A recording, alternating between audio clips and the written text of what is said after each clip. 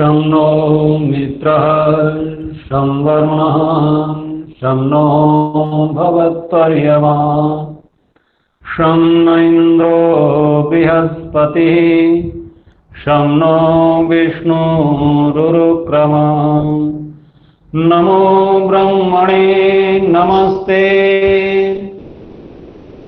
वायो त्वमेव प्रत्यक्षं ब्रह्मासि त्वमेव प्रत्यक्षं ब्रह्म वदिष्यामि ऋतं वदिष्यामि सत्यं वदिष्यामि तन्मामवतु तद्वक्तारमवतु अवतु माम् अवतु वक्तारम्। ओम शांति शांति शांति।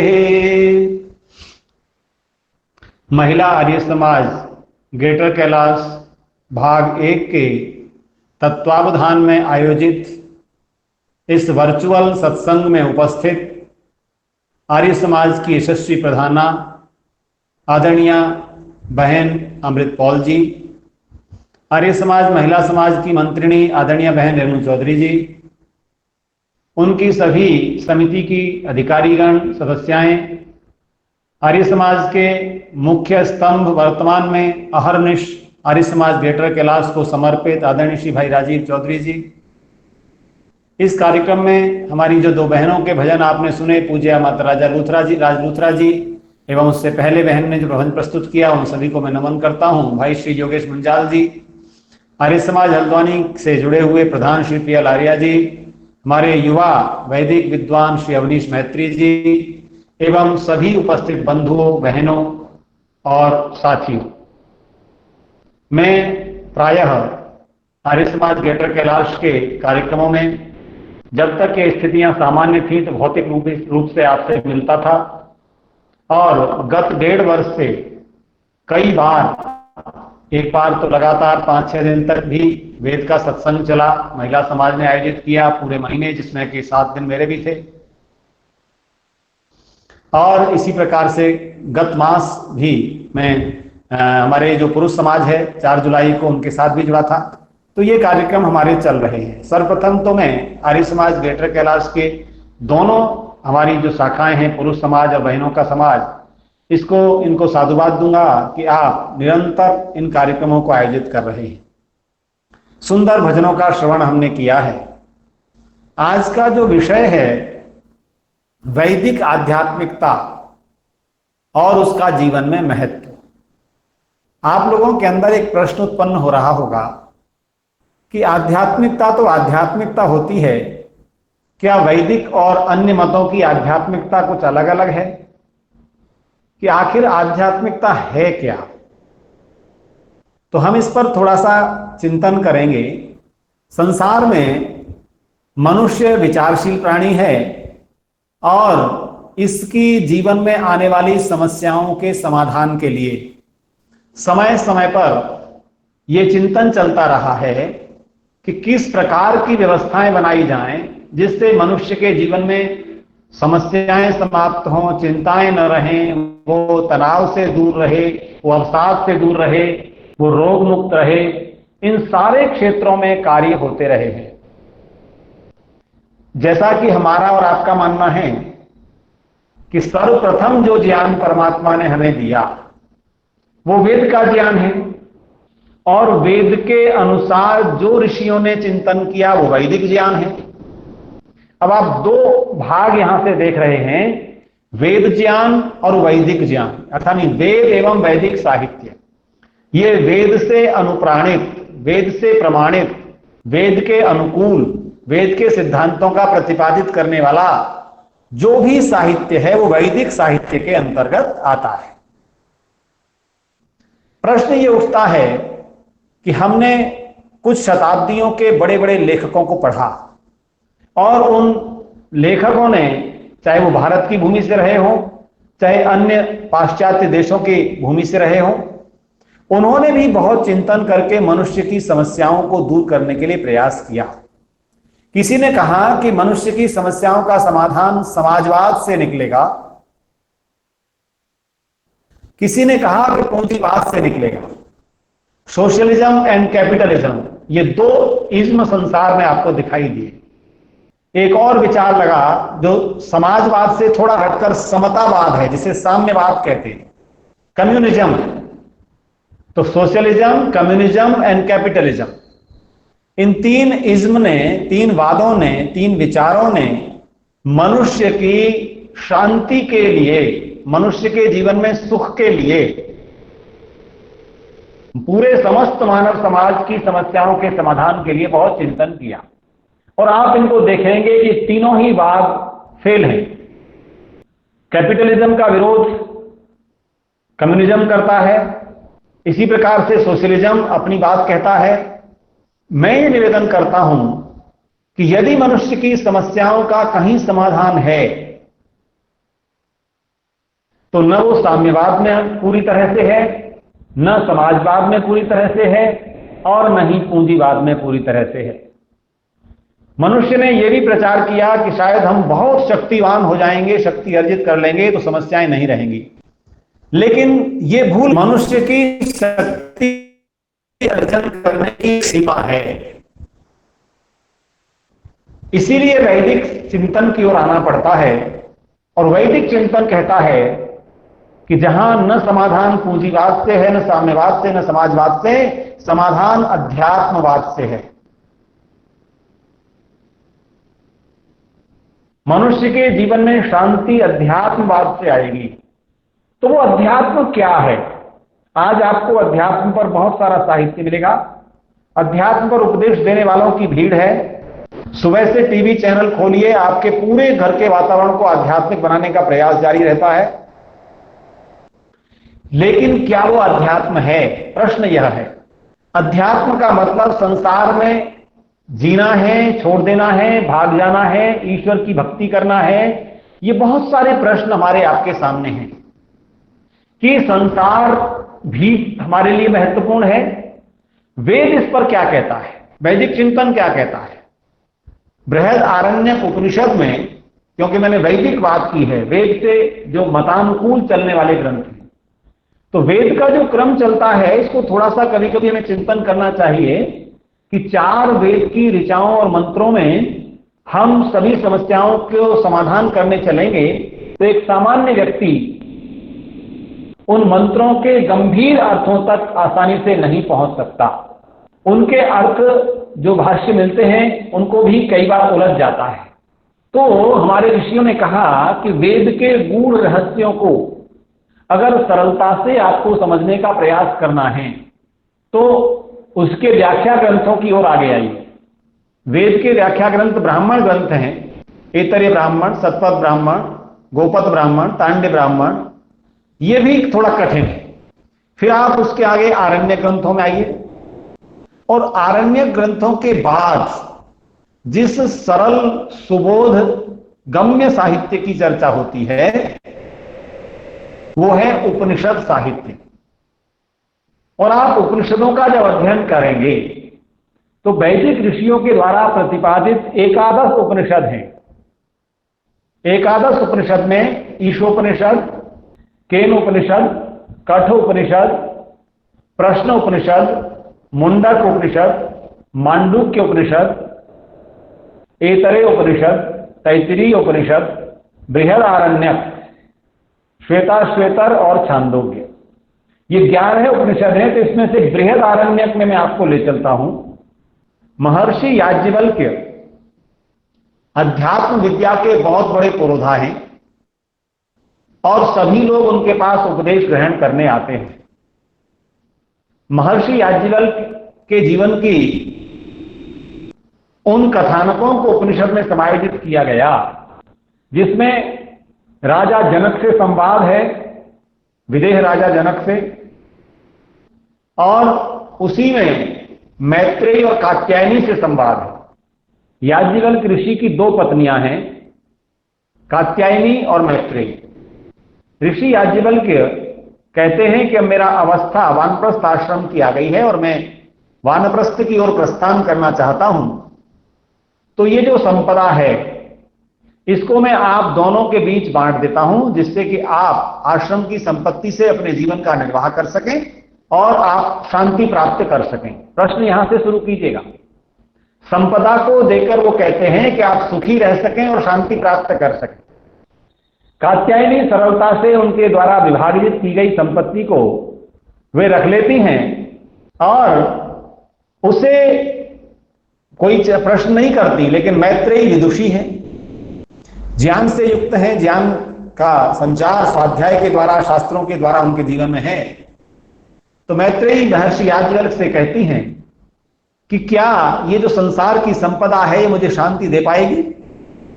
क्या ये सदैव मेरे साथ रहेगी? क्या मेरा कल्याण करेगी? तो महर्षि याज्ञवल्क्य थोड़ी शांत रहकर कहते हैं कि ऐसा तो नहीं है, ये तो सब नश्वर संसार का सामान है, संपदा है। तो मैत्रेयी कहती हैं कि मुझे आपकी ये संपदा नहीं चाहिए, मुझे वह संपदा चाहिए जिससे आत्मज्ञान हो, जिससे आत्मा में आने वाले सभी कष्टों का विनाश हो, दुखों का विनाश हो, अशांति दूर हो और जीवन में शांति आए। हम जीवन में सभी लोग शांति चाहते हैं, फिर ये शांति क्यों नहीं प्राप्त हो रही है? प्रश्न ये है कि हम स्वयं को आध्यात्मिक भी कहते हैं। हमारी बहनें भाई जो सत्संग सुन रहे हैं वो कहते हैं कि जी हम यज्ञ भी करते हैं, हम संध्या भी करते हैं, हम संस्थाओं को दान भी करते हैं, हम लोगों के बीच जाकर के भी सेवा के कार्य करते हैं, लेकिन फिर भी एक अजीब सी अशांति कभी न कभी आ जाती है। हमें लगता है कि क्या हमारा ये करना सार्थक हो रहा है? उनके लिए ये प्रश्न, ये जो याज्ञवल्क्य के सामने मैत्रेयी ने किया है वो बहुत महत्वपूर्ण है।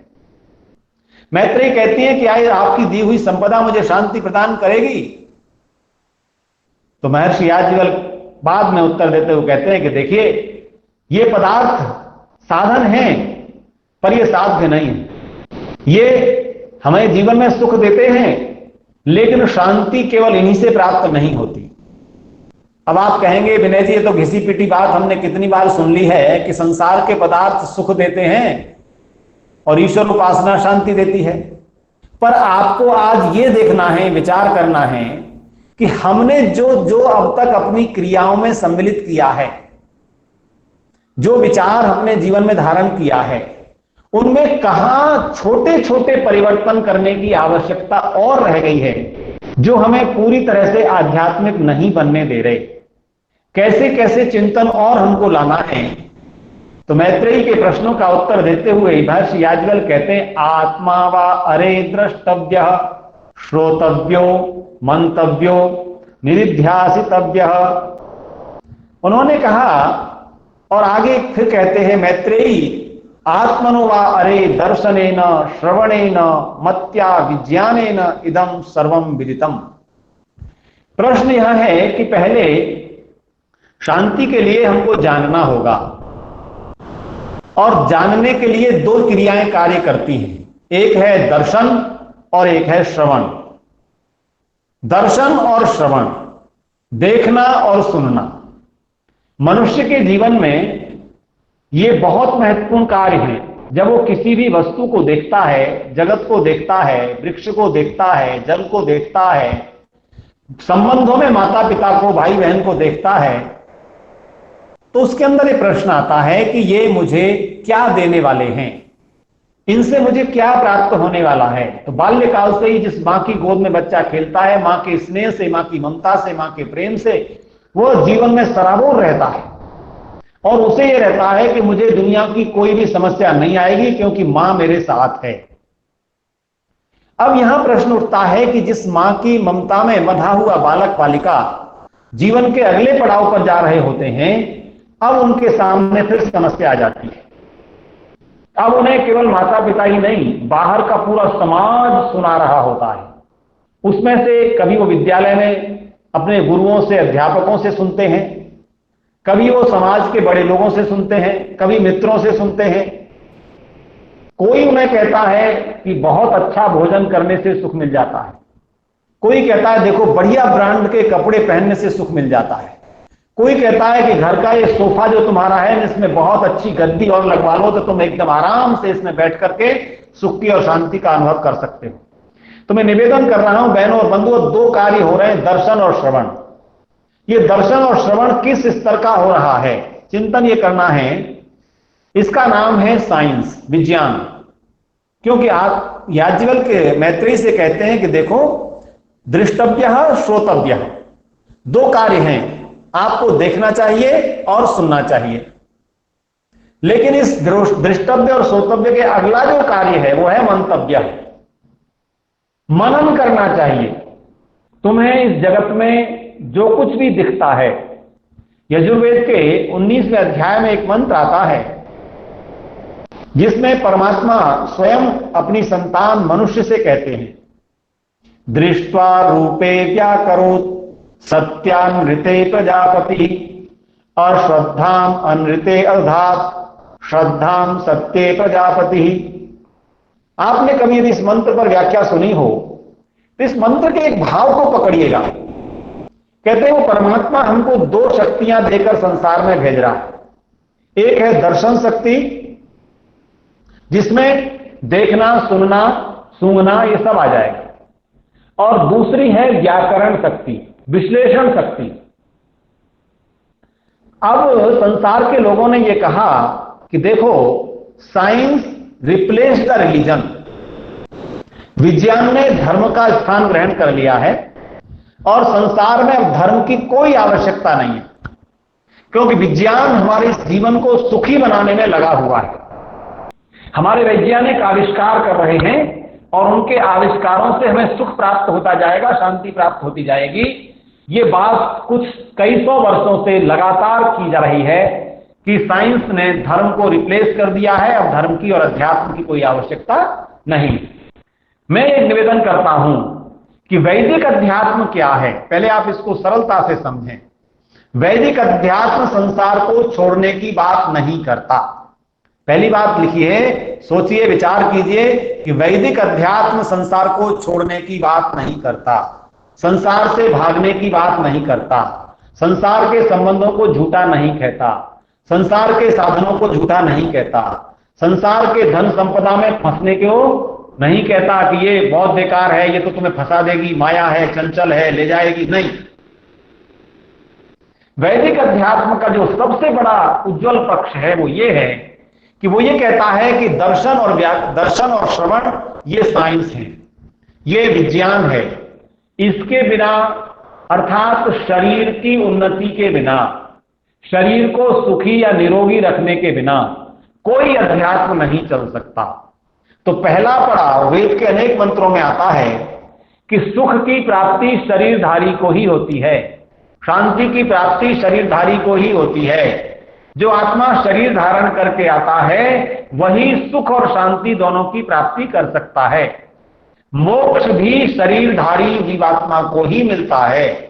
तो जिसको प्रमुखता से लिया गया, जिसके बिना मोक्ष नहीं मिलेगा, जिसके बिना दुख नहीं छूटेंगे, क्या वो शरीर उपेक्षा का भी चाहिए उसकी? क्या उसको इग्नोर कर देना चाहिए? क्या उसके विषय में चिंतन नहीं करना चाहिए? वैदिक अध्यात्म कहता है श्रवण और दर्शन ये दोनों साइंस हैं, और मनन को हम कहते हैं फिलॉसफी। मनन क्या है? ये जो दार्शनिक क्षेत्र का जो दर्शन है, एक तो सामान्य देखना दर्शन कहलाता है, और एक है गूढ़ता से देखना जो दर्शन है, यानी जो फिलॉसफी है उसे कहते हैं मनन। तो मैत्रेयी से याज्ञवल्क्य कहते हैं केवल सुनने और देखने से जीवन पूर्ण नहीं होगा।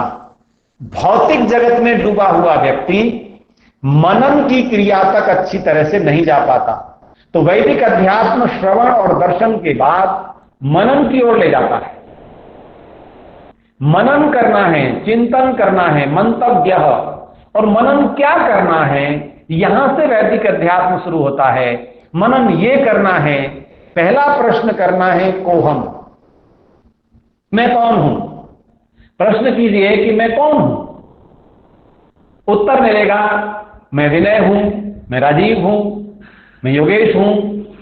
लेकिन वैदिक अध्यात्म कहता है कि ये जो तू मैं कह रहा है ये तेरे शरीर का नाम है, और तुझे अनेक जन्मों में अलग अलग नाम मिलते आए हैं।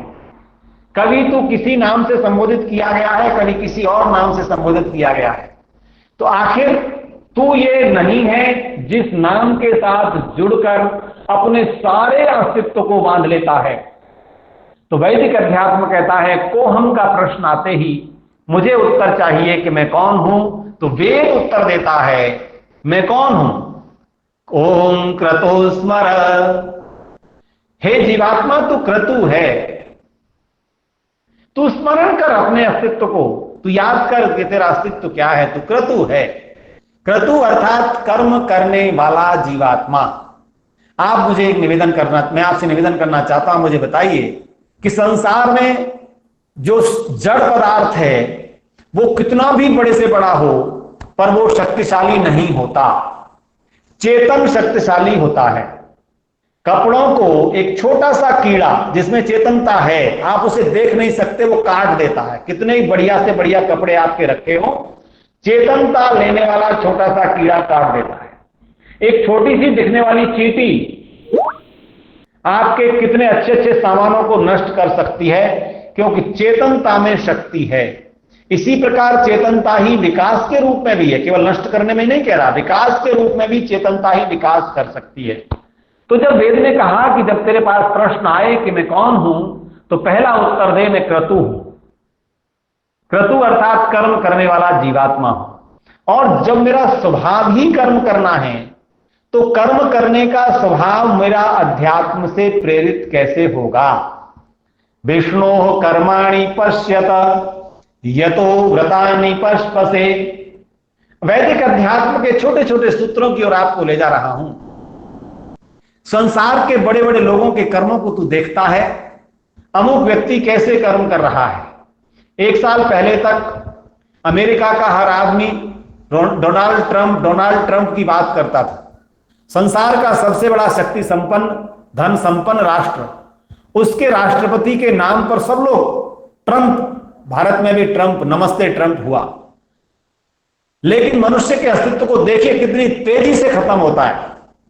एक घटना मात्र ने डोनाल्ड ट्रंप को जीरो से जीरो बना दिया, क्योंकि वो राजा बने रहने के लिए चुनाव के परिणाम को स्वीकार नहीं करता और जे बाइडेन की जीत के बाद भी उसके अपने समर्थकों को वहां हमला करने की, संसद पर हमला करने के लिए प्रेरित, उत्साहित करता है, उग्र बनाता है।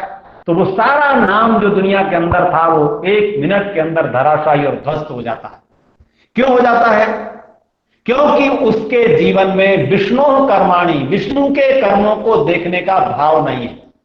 संसार में मैंने आपसे कहा, वैदिक अध्यात्म कहता है धन संपदा होनी चाहिए, पद प्रतिष्ठा होनी चाहिए, लेकिन वैदिक अध्यात्म कहता है अगले ही पल तुझे मनन करना चाहिए। और वो मनन है फिलॉसफी, दर्शन की। वो दर्शन ये तुझे बताएगा कि तेरी जो बाहर की संपदाएं जिनको तू जोड़े जा रहा है, जिन पद प्रतिष्ठाओं से स्वयं को लिप्त किए जा रहा है, ये बहुत क्षणिक हैं।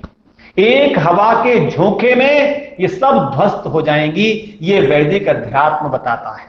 और वैदिक अध्यात्म आगे बढ़ते हुए कहता है तीसरी बात, निदिध्यासितव्य। निदिध्यासितव्य क्या है? रियलाइजेशन। अब आप तीन चीजों को देखिए, दर्शन देखना, श्रवण सुनना, ये पहली क्रिया है और ये भौतिक विज्ञान का विषय है। इसमें आप देखेंगे संसार में दो प्रकार के प्रश्न मनुष्य के अंदर आते हैं। एक प्रश्न है हाउ, एक है व्हाई। ये संसार कैसे बना, इसका उत्तर दर्शन और श्रवण की शक्ति से जो विज्ञान विकसित होता है वो उसका उत्तर देता है कि H2O अर्थात जल को बनाने वाला हाइड्रोजन और ऑक्सीजन मिलकर के जल बना देते हैं, ये ऐसे जल बन जाता है। लेकिन अगला प्रश्न है जल क्यों बना? तो इस क्यों का उत्तर साइंस के पास नहीं है। ये सूर्य ऊष्मा का भंडार क्यों बनाया गया, ये जगत पूरा परमात्मा ने क्यों बनाया, इसका उत्तर साइंस के पास नहीं है। तो नेक्स्ट में आता है मनन और वो है फिलॉसफी। और फिलॉसफी बताती है कि ये जगत किसी निमित्त से बना है, किसी कारण से बना है, और वो है जीव का कल्याण। ये जगत किस लिए बना? तो वैदिक अध्यात्म का उत्तर है मेरे बंधु बहनों कि जगत जीव के कल्याण के लिए बना। अब ये तो प्रश्नों का उत्तर हुआ। अब आप देखेंगे जो प्रतिदिन आप गायत्री बोलते हैं, हमें बार बार गायत्री बोलने के लिए प्रेरित किया जाता है। प्रत्येक विद्वान आचार्य कहता है कि अगर मन को अध्यात्म की ओर ले जाना है, आध्यात्मिक चेतना को जगाना है, तो आप गायत्री मंत्र का जाप किया करें। यह बात मैं भी आपसे निवेदन कर रहा हूं। सबसे पहला जो कार्य है, प्रातः जगते ही हम परमात्मा का स्मरण करते हुए अपनी क्रियाओं में, मैंने कहा था, छोटे छोटे परिवर्तन करें। बिस्तर पर बैठ करके ही गायत्री मंत्र का हम कम से कम 11 बार, और थोड़ा समय है तो 108 बार जप करके हम बिस्तर से अन्य क्रियाओं के लिए निकलें। और उसमें आप देखेंगे बड़ी साइंस उस गायत्री मंत्र के अंदर है। वैदिक अध्यात्म जो जीवन के लिए आवश्यक है, वहां कहा गया भू। भू का मतलब है सत्व प्रकृति, अर्थात मैटेरियल मैनिफेस्टेशन। ये क्या है? ये भू है। भू है मैटेरियल मैनिफेस्टेशन। भुवः, भुवः है चित्त, आत्मा, इसे स्पिरिचुअल कहते हैं। और स्वः आनंद है, परमात्मा, हार्मोनियस। ये जो material manifestation, spiritual and harmonious, ये तीन जो तत्व हैं, भू, भुवः और स्वः, इन तीन व्याहृतियों के द्वारा हमको बताए जाते हैं कि यदि वैदिक अध्यात्म में समझना है तो उसके लिए आपको क्या समझना है? प्रकृति को समझना है, प्रकृति को जानना है, इस मैटेरियल जगत को जानना आवश्यक है। मैं निवेदन कर रहा हूं बार बार कि वैदिक अध्यात्म दुनिया से भागने की बात नहीं कह रहा। वैदिक अध्यात्म मैटेरियल मैनिफेस्टेशन को, अर्थात भौतिक जगत को भू के माध्यम से कहता है, और भुवः से वो चेतन आत्मा को कहता है। अर्थात चेतन आत्मा ही प्रकृति को जानेगा, तभी वह आनंद देने वाले परमात्मा से जुड़ेगा। अगर जगत को जाने बिना, जगत के कार्यों को किए बिना, कर्मों के द्वारा अपने दुखों से निवृत्ति के साधन जुटाए बिना, अगर हम दुखों से छूटने का प्रयास नहीं करते, कर्मशील नहीं रहते, तो अध्यात्म की उन्नति नहीं होगी। वैदिक चिंतन कर्म के आधार पर अध्यात्म को ले जाता है, आनंद की ओर ले जाता है। अब आप कहेंगे कि ये जो अध्यात्म का जो अभिप्राय है वो क्या है? मुख्य अभिप्राय है, देखिए, प्राकृतिक और आत्मिक संसार में मेल पैदा करना। ये मेल मिलाप की भावना जो हम समाज में देखते हैं, ये हमारे अंदर चलनी चाहिए। और वो अंदर है प्राकृतिक और आत्मिक संसार। दो तरह का संसार हमारे सामने है, एक बाह्य जगत है और एक आंतरिक जगत है। अध्यात्म हमें इन दोनों के मेल का संदेश देता है। वेद का अध्यात्म कहता है निदिध्यासितव्य, जो मैंने कहा रियलाइजेशन, अनुभव करना कि मैं इस प्रकृति के बिना अपने अस्तित्व को बता नहीं सकता। मेरा अस्तित्व इस प्रकृति की वजह से बना है। मेरा आत्मा में था, मैं स्व के रूप में था, परंतु आज जो कुछ भी कार्य संपादन में कर पा रहा हूं, इसके लिए भू की आवश्यकता है। लेकिन भुवः जो चेतन है, भुवः जो स्पिरिचुअल एनर्जी है, वो स्पिरिचुअल एनर्जी पूरी की पूरी भू में प्राकृतिक जगत में नष्ट न हो जाए, ये वैदिक अध्यात्म बताता है। वैदिक अध्यात्म के लिए मैं निवेदन करूंगा कि सच्चिदानंद ईश्वर जिसे हम कहते हैं, उसके तीन नाम हैं, सत्य, चित्त और आनंद। ये प्रकृति के बिना ईश्वर जगत को नहीं बनाता। वो सत है, ईश्वर भी सत है, प्रकृति भी सत है, जीव भी सत है। माया केवल सत है। प्रकृति में केवल एग्जिस्टेंस है, उसमें चेतनता नहीं है और उसमें आनंद नहीं। जीव सत और चित है, इसमें एग्जिस्टेंस भी है और चेतनता भी है। और ईश्वर एक गुण अधिक लेकर के है जो आनंद स्वरूप है। मैं निवेदन करूंगा समय के अंतर्गत रहते हुए, यदि हमें अपने जीवन को अध्यात्म की ओर लाना है तो छोटे छोटे कुछ बिंदु में आपके साथ निवेदन कर रहा हूं। पहला बिंदु है शरीर और आत्मा का समन्वय अध्यात्म है। शरीर और आत्मा का समन्वय, coordination with material and spiritual, ये दोनों का जो समन्वय है, ये अध्यात्म का पहला बिंदु है। संसार को छोड़कर अध्यात्म नहीं होगा। शरीर के साथ रहते हुए, इसकी सुविधाएं अर्जित करते हुए, इसके सुख के साधन अर्जित करते हुए अध्यात्म का विकास होगा। तो पहला बिंदु आप नोट कर सकते हैं, और वो है शरीर और आत्मा का समन्वय। इनमें से किसी की उपेक्षा नहीं। गलती कहां हो रही है? हम लोग एक अवस्था तक तो पूरी तरह आत्मा की उपेक्षा करके चलते हैं, केवल और केवल भौतिक कार्यों में और प्राकृतिक जगत में रमे रहते हैं। एक अवस्था आती है तो फिर हम कहते हैं क्या किया हमने जीवन भर, सब बेकार रहा, हे ईश्वर तेरी शरण में आ गए, अब तू आनंद दे दे। ये जो हमारी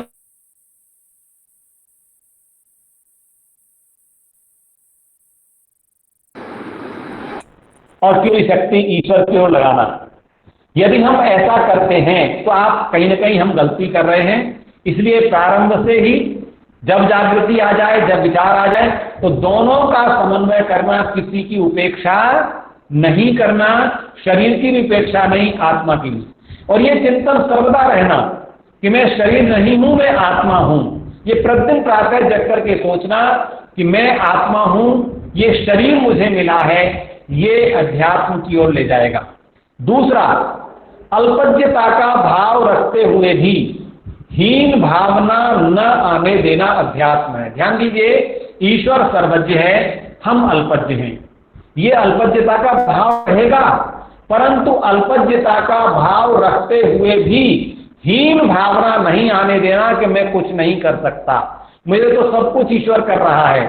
एक ऐसा अध्यात्म हमें और आपको परोसा जा रहा है कि तुम करता नहीं हो, तुम करता नहीं हो। बार बार हमसे बताया जा रहा है कि मैं करता नहीं हूं, और गीता के नाम पर बताया जाता है। गीता के अनेक श्लोकों का प्रमाण देकर बताया जाता है, जिसमें प्रक्षिप्त श्लोक हैं, और उनमें बताया जाता है कि देखो मैं कुछ करता नहीं हूं, हमसे तो जो कुछ जैसा करवा रहा है वो ईश्वर करवा रहा है। उस अध्यात्म से, उस अध्यात्म के भ्रमित करने वाले उपदेश से बचना। अल्पज्ञ तो हूं, ठीक है, मैं सब कुछ नहीं जान सकता। एक बहुत बड़ा वनस्पति विज्ञानी आंख के विषय में बिल्कुल नहीं जानता, एक बहुत बड़ा नेत्र विज्ञानी दांत की रोग के विषय में नहीं जानता। मनुष्य अल्पज्ञ है, परंतु हीन भावना न लाना, अर्थात कहीं भी अपने अंदर ये भाव न आ जाना कि मैं तो कुछ नहीं कर सकता, ये आना कि मैं बहुत कुछ कर सकता हूं, मैं सर्वज्ञ नहीं हो सकता, परंतु मैं सर्वज्ञ के निकट पहुंच सकता हूं। ये भाव अध्यात्म का है। तीसरा है बिंदु, निरंतर उत्तम स्वाध्याय करते हुए संसार की गुत्थियों को सुलझाने का प्रयास करना।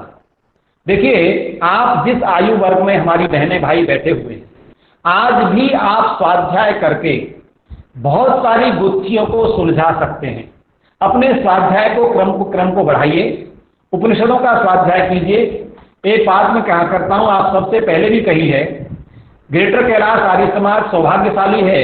इसके जो प्रधान हैं डॉक्टर आदरणीय श्री विजय लखनपाल, उनके पूज्य पिताजी का जो साहित्य है, आप उसमें से कुछ पुस्तकें अपने घर में शोभा जरूर बढ़ाएं। एकादश उपनिषद का जो भाष्य किया है डॉक्टर सत्यव्रत सिद्धांतालंकार जी ने, आपकी आर्य समाज में उपलब्ध हो जाता। उसमें भी छांदोग्य उपनिषद का बहुत विशेष स्वाध्याय कीजिए। तो मैं कह रहा था, स्वाध्याय करते हुए संसार की गुत्थियों को सुलझाना अध्यात्म है। क्योंकि हम गुत्थियों में उलझते चले जाएं, एक अल्पज्ञ व्यक्ति से और लगातार हम पूछते रहें, उसकी बजाय हम स्वाध्याय करें। भिद्यन्ते हृदय ग्रंथिश्च छिद्यन्ते सर्व संशया। जब हम स्वाध्याय करते हैं तो हृदय की जो गांठें हैं ना, वो खल जाती हैं और सारे संशय नष्ट होने चले जाते हैं। संशय क्या क्या हमारे जीवन में आते हैं? संशय आते हैं कि अब क्या करेंगे, जीवन तो बीतने को आया, हमने तो पूजा ही नहीं की, हम तो अध्यात्म ही नहीं कर पाए, हमारा तो मन संध्या में ही नहीं लगा, हम तो ईश्वर तेरी भक्ति ही नहीं कर पाए। ऐसे संशयों का विनाश केवल और केवल वैदिक ग्रंथों के स्वाध्याय से होता है, जिसके लिए उपनिषद कहता है कि उस तस्मिन् दृष्टे परावरे, उस परमपिता परमात्मा के अस्तित्व को जानने का प्रयास करते करते जब हम उसे जानने लग जाते हैं तो क्या होता है, हृदय की गांठें खुल जाती हैं, सारे संशय नष्ट हो जाते हैं। चौथा बिंदु आप कहेंगे, आत्मा की उन्नति संसार की चुनौतियों का सामना करने पर ही होती है।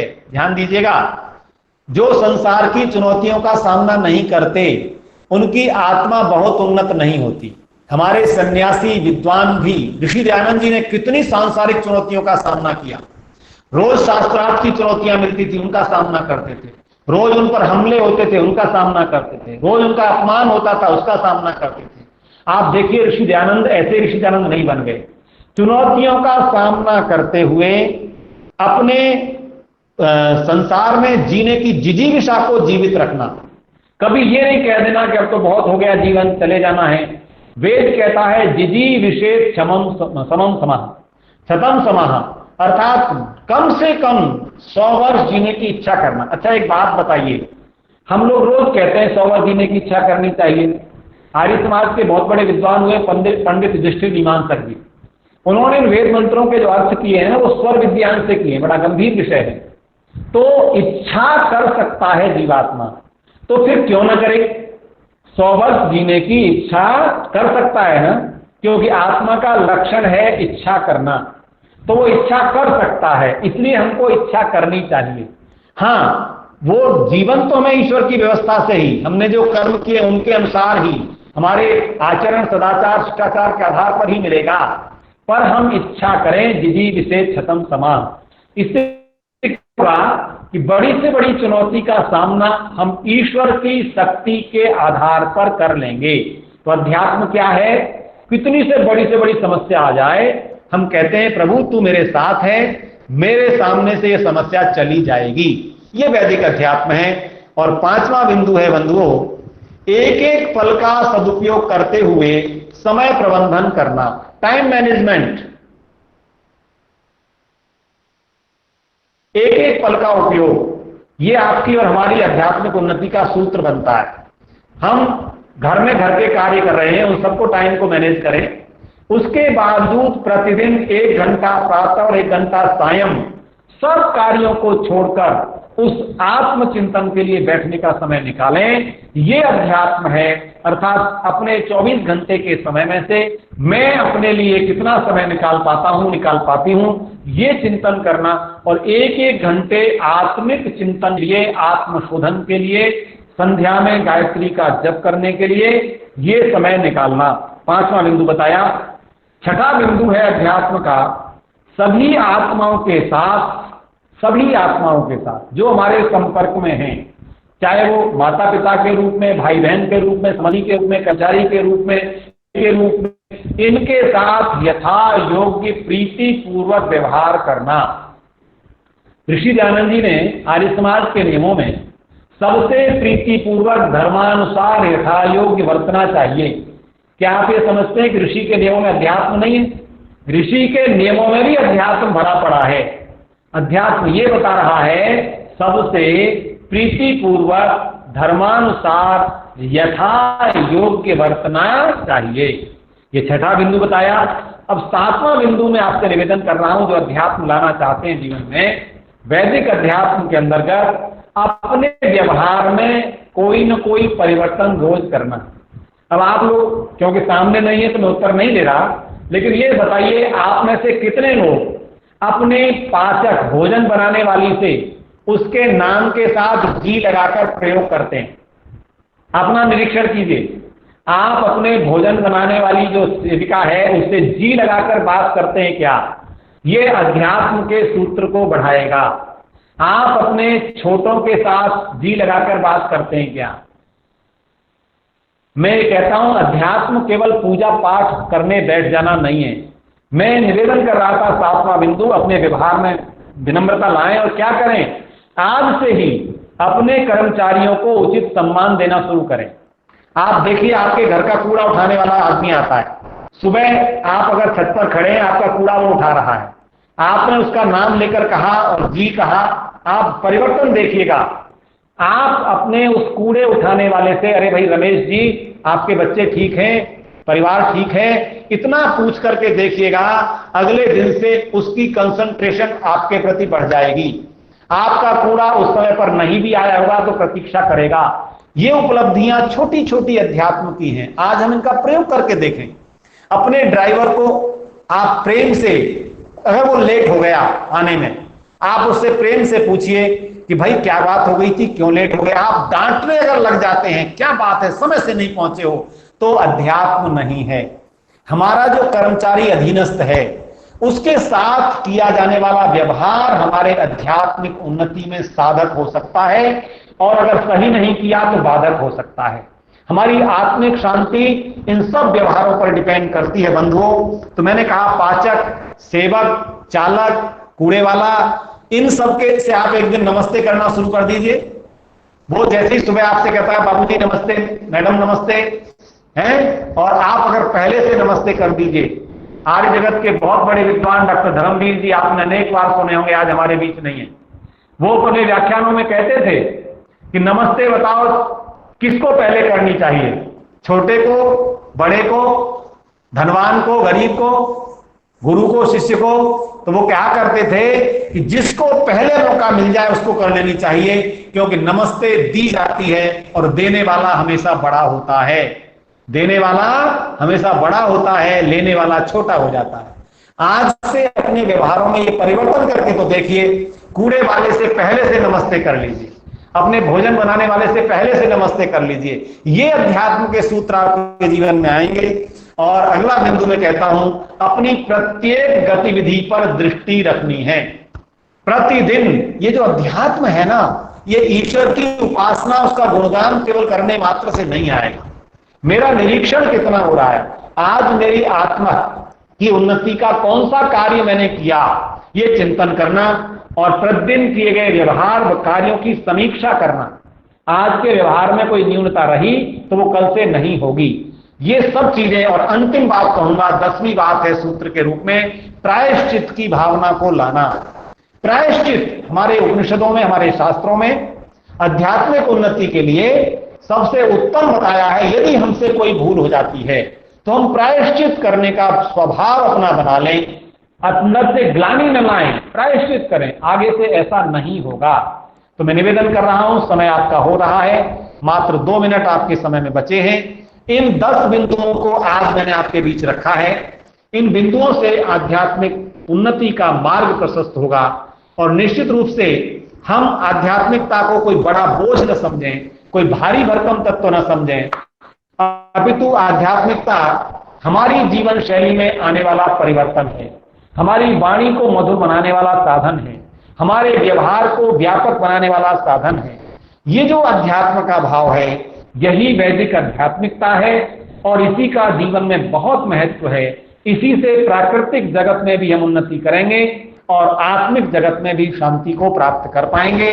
तो हमारे व्यवहारों में ये 10 बिंदु जो मैंने आपसे आज साझा किए हैं, यदि आके जाते हैं, मैंने कोई फाइनल अपनी बात नहीं कह दी, इसके अलावा भी बहुत बातें जुड़ सकती हैं, आप स्वयं भी उनका चिंतन कर सकते हैं। लेकिन बस बात यही है कि वो परिवर्तन हमारे व्यवहार में झलकना चाहिए, हमारा आध्यात्मिक होना हमारे परिवार को पता चलना चाहिए। कहीं हम 1 घंटे यज्ञ तो करते हों, लेकिन सबसे गुस्से में, क्रोध में, अधिकार में, अहंकार में बात करते हों, तो अध्यात्म कहीं नहीं है।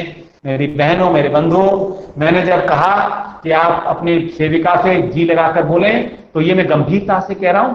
मैं अपने कूड़े उठाने वाले से सुबह पूछता हूं, उमेश जी कैसे हो भैया, तुम्हारे परिवार में सब ठीक है? आप सोचेंगे 10 मिनट भी वो मेरे दरवाजे पर वेट कर लेता है कि पता है बाबूजी मुझे पूछते हैं, वर्षा हो रही है, उसे एक मैंने केवल रेनकोट ला करके दे दिया, भाई तुम भीगते हुए मत आया करो। मेरे तो 500-700 रुपए खर्च हुए, लेकिन उस व्यक्ति को कितनी बड़ी स्थिति, अरे जहां 20-30 रुपए लोग कूड़ा डालने का देते हैं, बाबूजी ने मुझे रेनकोट दे दिया। ये जो व्यवहार में परिवर्तन आएगा, ये निश्चित रूप से हमारी एक पूंजी बनती चली जाएगी, जो आत्मा की शक्ति को बढ़ाती जाएगी।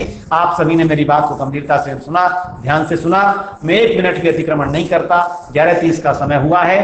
तो वैदिक अध्यात्म को हम और आप समझें। अध्यात्म में हमने उपासना का भी सम्मिलन किया है। 1 घंटे जो बात मैंने की है, उपासना से भी आध्यात्मिक शक्ति बढ़ती है। तो ईश्वर उपासना अवश्य जोड़ करके रखना, वैदिक अध्यात्म का एक सूत्र है। ईश्वरोपासना के बिना, ईश्वर के सानिध्य के बिना उसके गुणों का हम ग्रहण नहीं कर सकते। तो ईश्वरोपासना को मुख्यता से जोड़ना वैदिक अध्यात्म है, और जगत के किसी पदार्थ की उपेक्षा नहीं करना, जगत के संबंधों के साथ जीतते चले जाना, चुनौतियों का सामना करते हुए मजबूती से खड़े रहना, ये वैदिक अध्यात्म है। धन्यवाद। ओम शम। डॉक्टर विनय प्रकाश जी का बहुत बहुत धन्यवाद। उन्हें बहुत सुंदर विवेचन करा वैदिक अध्यात्म का, और जो हमें पॉइंट्स में 10 पॉइंट्स बताए, वो पॉइंट्स तो पढ़ के रोज